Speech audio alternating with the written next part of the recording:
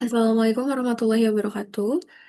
Yang terhormat kepada Bapak Muhammad Nur Hasan Asidik, STMMT, sebagai dosen pengampu mata kuliah pengantar manajemen industri. Perkenalkan, saya Sabrina Ratu Pertiwi dari kelas B jurusan Teknik Metalurgi dengan NPM 333-4250134. Saya di sini akan menjelaskan atau mempresentasikan hasil analisis saya mengenai manajemen strategi perusahaan dengan studi kasusnya PT Chandra Asri dan analisis perbandingan laporan keuangan dari dua PT, yaitu PT Aneka Tambang dan juga PT Timah, yang sama-sama sebagai PT terbuka. Adapun tugas video ini saya buat untuk memenuhi tugas UTS mata kuliah pengantar manajemen industri. Sebelum itu, saya akan menjelaskan mengenai konsep Porter Five Force atau konsep kekuatan Porter. Agar menguntungkan, suatu bisnis tentunya harus memahami persaingan mereka di pasar dan juga bagaimana mereka membandingkannya.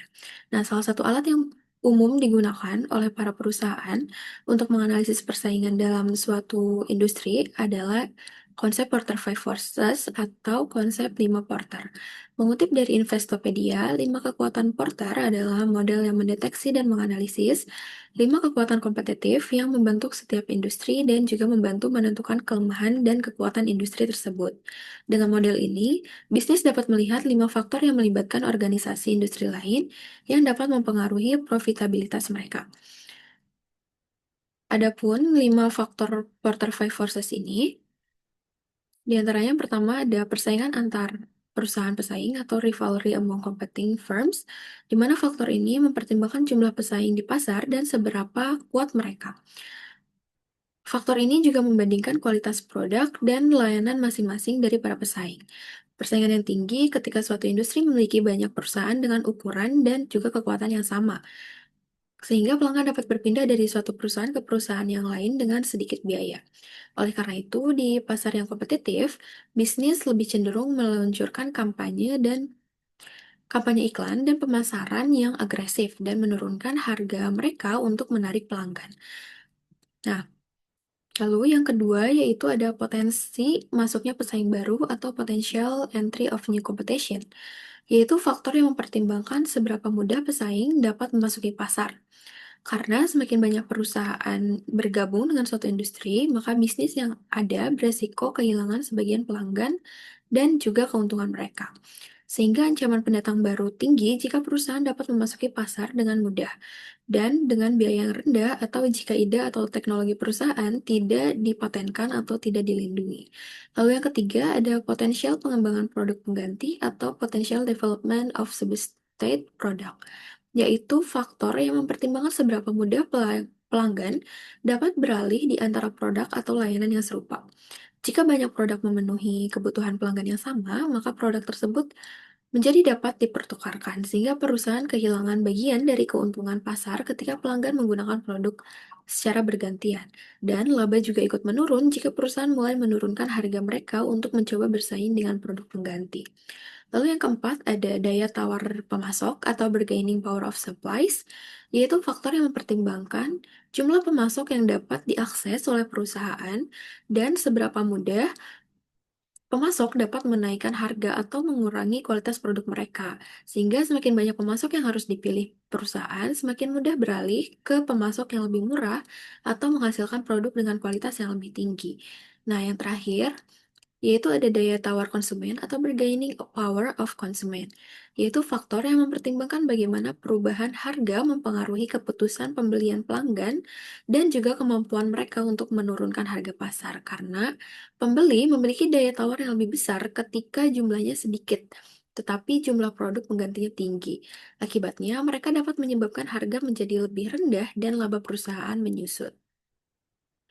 Itu tadi faktor dari Porter Five Forces atau 5 kekuatan Porter.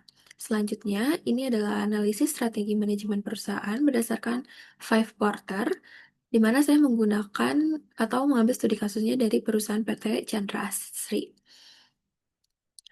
Sedikit latar belakang dari PT Chandra Asri atau PT Chandra Asri Pacific, yaitu PT terbuka dengan kode TPIA, adalah perusahaan petrokimia terbesar di Indonesia yang biasanya memproduksi bahan dasar plastik seperti ethylene, propilen, polyethylene, polypropylen, steren monomer, dan lain sebagainya. Lalu, Bagaimana analisisnya? Berikut tertuang pada tabel Porterfive Forces dari PT Chandra Asri. Di mana yang pertama ada persaingan antar perusahaan. Di sini potensinya tinggi karena industri petrokimia di Asia memiliki banyak pemain yang besar, seperti Lotte Chemical Titan, SCG di Thailand, PTT Global Chemical, dan lain sebagainya. Dan juga harga produk petrokimia sangat bergantung pada harga minyak dunia dan juga permintaan global. Produk yang dihasilkan pun bersifat komoditas atau seragam, sehingga perusahaan harus bersaing secara harga, efisien, dan juga kualitas layanan. Ketika harga minyak naik atau permintaan menurun, margin keuntungan semua pemain ikut tertekan. Sehingga di sini potensinya tinggi. Di sini ada penjelasan singkatnya karena banyak pemain regional, produk homogen, dan sensitif harga. Lalu yang kedua yaitu poin yang kedua ada masuknya pesaing baru. Ini potensinya rendah disebabkan industri petrokimia ini membutuhkan investasi yang sangat besar, terutama untuk pembangunan kompleks pabrik bahkan bisa mencapai miliaran dolar. Nah, selain itu, proses perizinan lingkungan dan ketersediaan bahan bakunya pun juga sulit, sehingga dibutuhkan teknologi yang tinggi, tenaga ahli, serta akses distribusi dan pelabuhan yang khusus. Tetapi, Chandra Asri sudah memiliki hubungan kuat dengan pelanggan dan pemasok utama di Indonesia, sehingga hambatan masuk sangat tinggi dan pesaing baru sulit masuk ke pasar dalam waktu yang dekat. Nah, di sini ada potensinya rendah dengan penjelasan singkatnya karena butuh modal yang besar, teknologi yang tinggi, dan izin yang ketat. Lalu untuk poin yang ketiga, yaitu ada produk pengganti, di sini potensinya sedang, penjelasan singkatnya karena tren bahan ramah lingkungan meningkat. Karena eh, produk utama dari Chandra Asri ini adalah plastik konvensional dan ada tren go green dan penggunaan bahan ramah lingkungan seperti bioplastik, kertas, atau bahkan daur ulang. Nah, namun produk plastik masih sulit digantikan sepenuhnya karena keunggulannya yang ringan, murah, dan juga tahan lama. Sehingga di banyak sektor, plastik masih menjadi material utama. Lalu untuk poin yang keempat, yaitu ada daya tawar pemasok. Di sini potensinya sedang cenderung tinggi karena bahan baku utama dari petrokimia ini adalah nafta yang diperoleh dari perusahaan migas, Pertamina, dan juga pemasok luar negeri. Nah, harga nafta ini berfluktuasi mengikuti harga minyak dunia. Tetapi Chandra Asri tidak punya kendali, sehingga Chandra Asri tidak mempunyai kendali yang besar atas biaya bahan bakunya. Jika pasokan terbatas atau harga naik, maka margin keuntungan juga langsung tertekan. Nah, tetapi karena Chandra Asri membeli dalam jumlah yang besar dan punya kontrak jangka panjang, mereka tetap memiliki daya tawar yang sedang terhadap pemasok. Nah, lalu untuk yang terakhir, daya tawar konsumen ini juga potensinya sedang karena pelanggan utama adalah industri plastik, otomotif, dan juga kemasan. Nah, produk petrokimia ini bisa dibeli dari berbagai pemasok di Asia, sehingga pembeli mempunyai pilihan. Namun, untuk pasar domestik di Indonesia, Chandra Asri ini masih menjadi satu-satunya produsen dengan skala yang besar. Jadi, mereka tetap mempunyai posisi yang kuat. Jika harga terlalu tinggi, pelanggan sebenarnya memiliki opsi lain untuk impor, tapi biaya logistik dan waktu pengirimannya sering ada kendala. Nah, lalu apa strategi Chandra Asri untuk menghadapi persaingan-persaingan tersebut? Untuk poin yang pertama, Chandra Asri memiliki strategi yaitu meningkatkan efisiensi operasional dan juga mengurangi biaya energi, mengembangkan produk dengan spesifikasi khusus atau dengan nilai tambah yang tinggi, dan fokus pada pasar domestik yang masih tumbuh. Lalu untuk poin yang kedua, Chandra Asri memiliki strategi yaitu dengan mempertahankan keunggulan skala dan reputasi kualitas produknya. Lalu untuk poin yang ketiga, Chandra Asri memiliki strategi dengan mengembangkan produk daur ulang atau recycle polymer atau bioplastik bekerja sama dengan lembaga riset, investasi pada teknologi circular economy, misalnya bekerja sama dengan Dynapack Asia untuk mendaur ulang botol plastik, dan juga menyebarkan kampanye produk ramah lingkungan agar tetap relevan dengan tren global Go Green tadi. Nah, untuk poin yang keempat, strategi yang digunakan oleh Chandra Asri ini yaitu Menggunakan hedging harga minyak atau kontrak jangka panjang untuk mengurangi risiko. Nah, yang terakhir strateginya yaitu adalah menawarkan kontrak jangka panjang dengan harga kompetitif dan pelayanan yang cepat, lalu memberi pelayanan teknis dan dukungan kualitas agar pelanggan sulit pindah ke pemasok yang lain, dan memperkuat hubungan B2B dan sistem distribusi domestik agar pelanggan lebih loyal. Nah, itu tadi eh, hasil analisis dengan Porter Five Forces di PT Chandra Asri. Lalu selanjutnya yaitu ada analisis perbandingan laporan keuangan di tahun 2024 dari dua PT yang berbeda, yaitu ada PT Aneka Tambang dan PT Timah yang sama-sama PT terbuka. Adapun latar belakang dari melakukan perbandingan laporan ini yaitu untuk membandingkan kinerja keuangan dari dua perusahaan yang merupakan perusahaan terbuka di Indonesia di tahun 2024. Dengan kriteria perbandingannya yaitu adalah laporan laba rugi, neraca, dan rasio keuangan. Berikut adalah laporan keuangan dari PT Aneka Tambang. Terlampir bahwa PT Aneka Tambang memiliki jumlah aset per 31 Desember 2024 dan 30 Juni 2025. Dengan jumlah aset lancarnya di 31 Desember, yaitu sebanyak 17.991.975 perak, dan per 30 Juni itu ada 20.959.065 perak.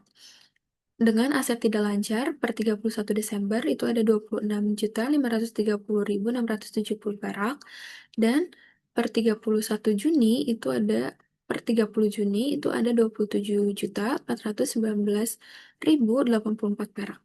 Sehingga jumlah aset yang dimiliki oleh PT Aneka Tambang di 31 Desember itu sebanyak 44.522.645, dan di 30 Juni 2025 itu sebanyak 48.378.149. Nah, lalu berikut adalah laporan keuangan liabilitasnya per 31 Desember dan 30 Juni. Dengan jumlah liabilitas jangka pendek ini sebanyak 9.770.898 perak, dan 30 Juni itu sebanyak 12.089.153. Lalu untuk jumlah liabilitas jangka panjangnya di 31 Desember itu sebanyak 2.552.251 perak, dan di 30 Juni 2025 itu sebanyak 2.582.497, sehingga jumlah keseluruhan liabilitasnya di 31 Desember mencapai 12.323.139, dan di 30 Juni itu mencapai 14.671.650.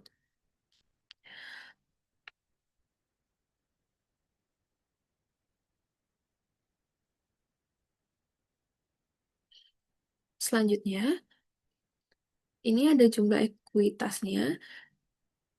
Per 31 itu ada 32.199.506, dan 30 Juni itu ada 33.706.499, sehingga jumlah keseluruhan dari liabilitas dan ekuitasnya di 31 Desember 2024 mencapai 44.522.645, dan di 30 Juni itu mencapai 48.378.149 perak.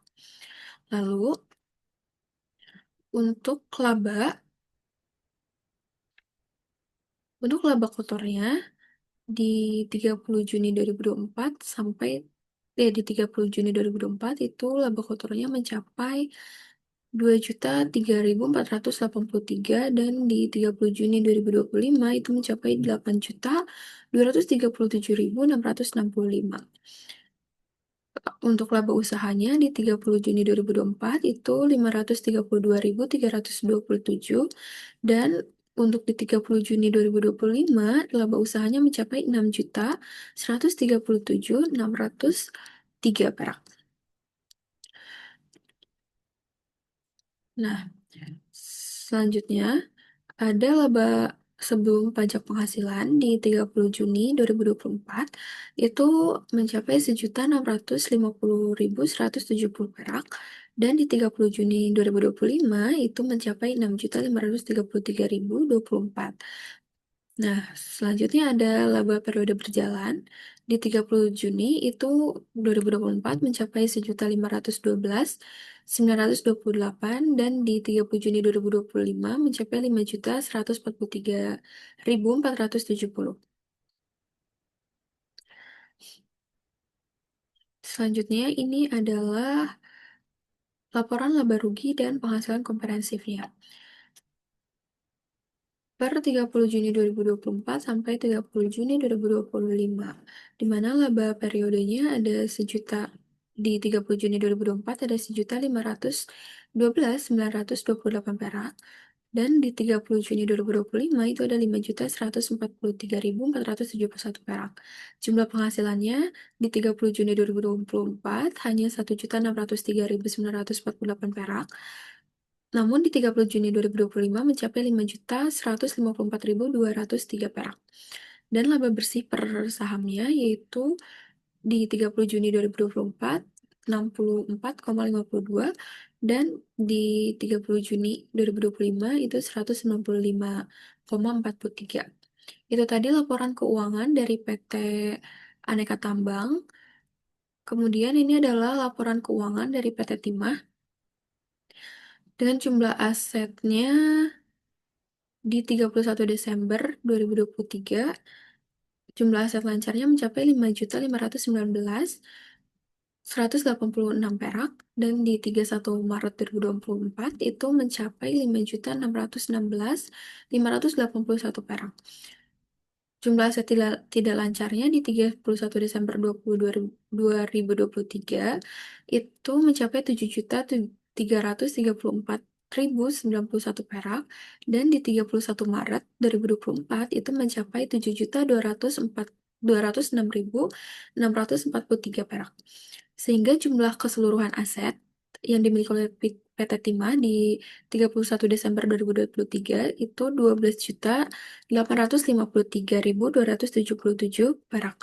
Sedangkan di 31 Maret 2024 itu mencapai 12.823.232 perak. Nah, untuk laporan liabilitasnya di 31 Desember 2023 ini merupakan liabilitas jangka pendek mencapai 3.982.242 perak, dan di 31 Maret 2024 itu mencapai 3.916.979 perak.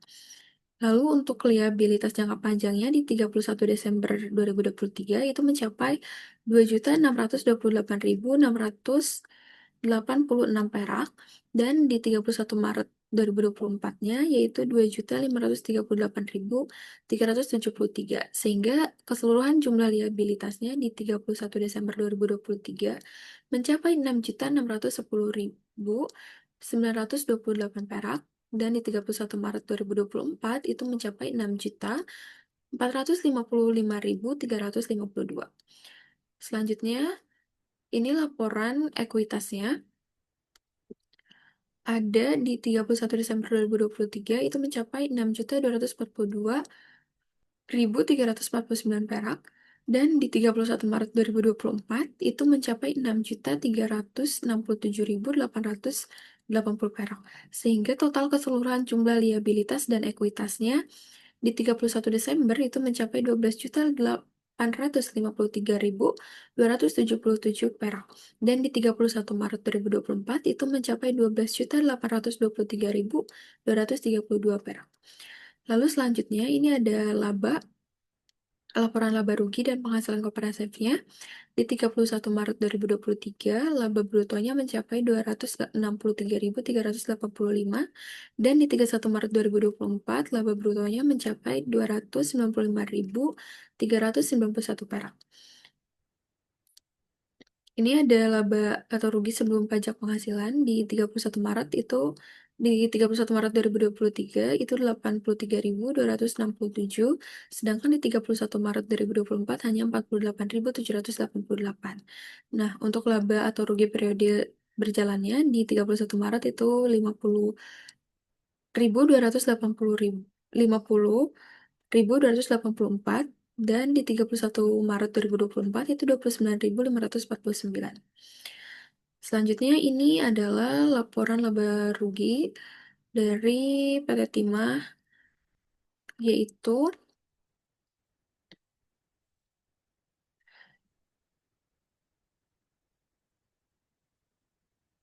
jumlah laba rugi atau kompetensi periode berjalannya di 31 Maret 2023 11.078 perak, dan di 31 Maret 2024 itu mencapai 125.531. Untuk laba bersihnya per saham di 31 Maret itu hanya 7, dan di 31 Maret 2023 itu hanya 7, dan di 31 Maret 2024 itu hanya 4.